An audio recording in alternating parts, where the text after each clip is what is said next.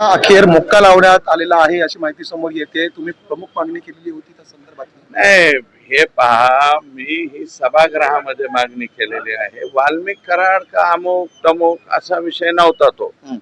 संतोष देशमुख यांच्या हत्येमध्ये जे जे कोणी सहकार्य म्हणजे सहभागी असतील त्यातल्या एकालाही सोडणार नाही असे राज्याचे मुख्यमंत्री म्हणालेले आहे।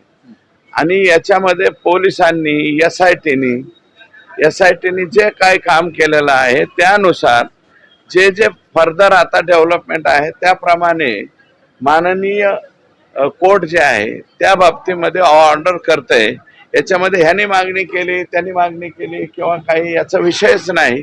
तोवर आमची एसआयटी म्हणजे आमची म्हणजे राज्य सरकारची जी नेमलेली आहे त्या एसआयटीनं या ठिकाणी त्यांचं काम दाखवलंय आणि त्याच्यामध्ये मला वाटतं कोणत्या गुन्ह्यात त्यांना घेतलंय काय घेतलंय हे मला माहिती नाही, परंतु आता ह्याच्यामध्ये कुणालाही सोडणार नाही। कायद्याच्या कचाट्यात जे जे सापडतील ते कायद्याच्या अंतर्गत येतील। तुमच्या